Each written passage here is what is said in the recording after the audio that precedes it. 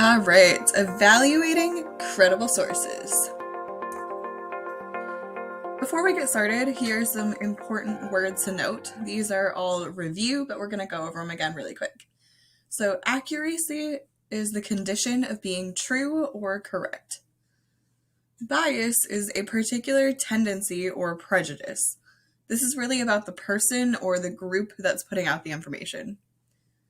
Credible is worthy of belief or trustworthy. Credentials is anything that provides the basis for confidence or criteria for belief.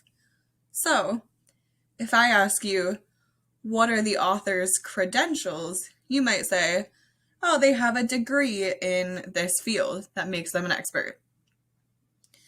A domain extension is the suffix at the end of a website. So some examples of that are .gov, .edu, .com, .org. That's what we call a domain extension. While it is important to look at that, that doesn't mean that a .com website is automatically not credible. We have to look at other criteria as well. Publisher is the person or company who put the information out for others to see and use.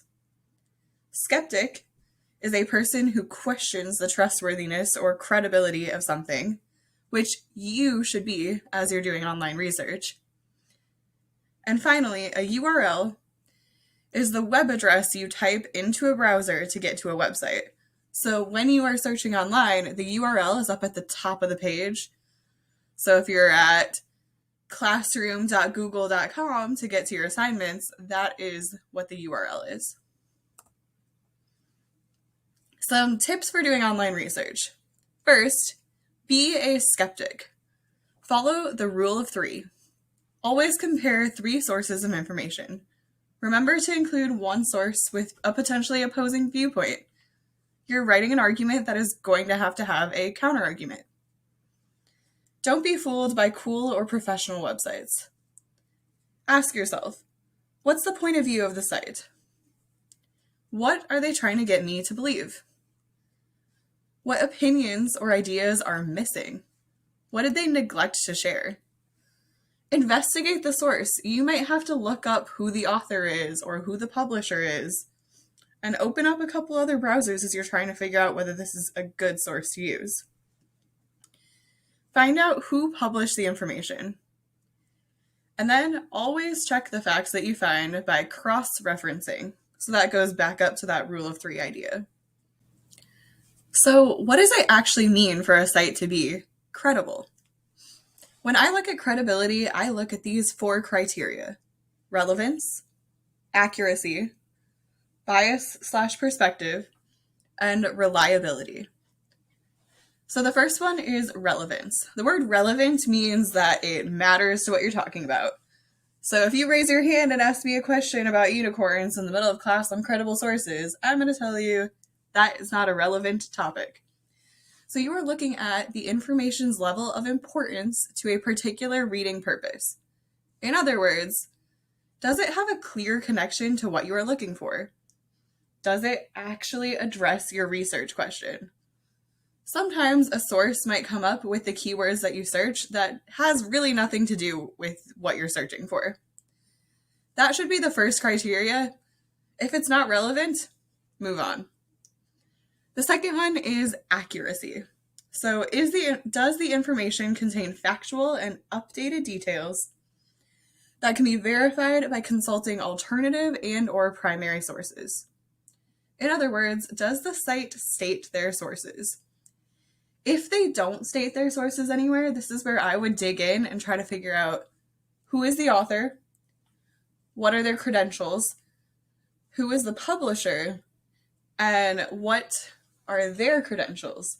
Are both of those entities people who we can trust to put out information? If so, it's probably pretty credible. If not, move on. The next one is bias/perspective. Once you've chosen a source to read, you need to think about the position or slant toward which an author shapes information. Ask yourself, what position does the author take? Do they have any stake in this information? In other words, if they are an owner of a company and they are putting information out about you using that company's product, they probably are pretty biased. They haven't looked at all of the options available to them. So think about that as you're looking at sources. Finally, we have reliability. This is the information's level of trustworthiness based on info about the author and the publishing body. So here you ask yourself, is the author or publisher an expert on the subject? You may have to Google and look up who the author is. If they don't state clearly who they are, you might have to look that information up, because sometimes it might surprise you who wrote it. So we're going to look at a few sources, 3 sources to be exact, for a hypothetical research project answering the question, could there be life on other planets? With each screenshot, you should try to evaluate whether the source is credible. Then, I will tell you my rationale for its credibility. Take a look at this source from kepler.arc.nasa.gov. Think about the question, is this a credible source?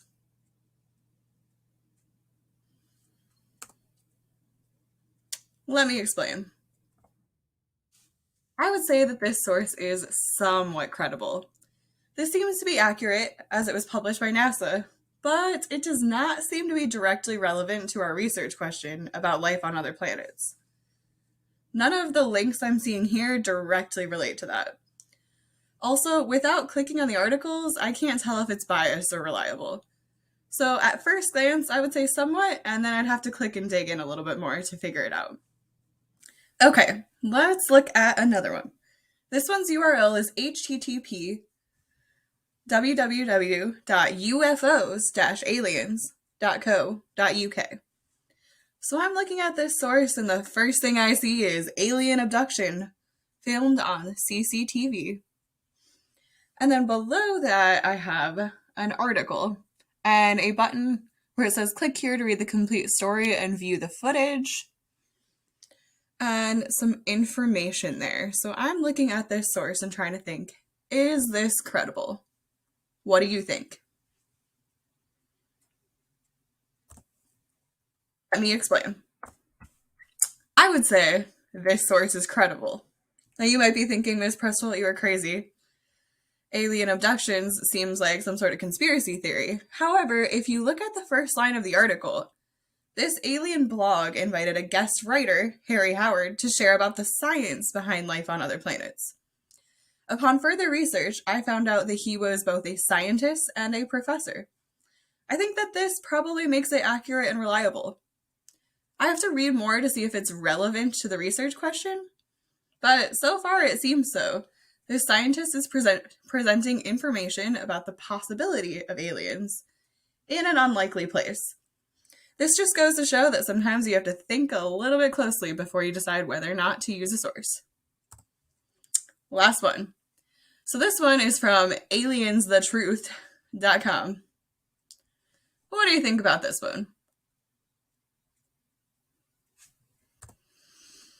Let me explain. I would say this source is not credible at all. The title, Aliens the Truth, and the weighted word seek in the tagline makes me think that all information presented here will be biased. They are trying to get you to believe something, not to present objective information. In addition, the information does not seem relevant to the research question because there's very little information about it at the top of the page.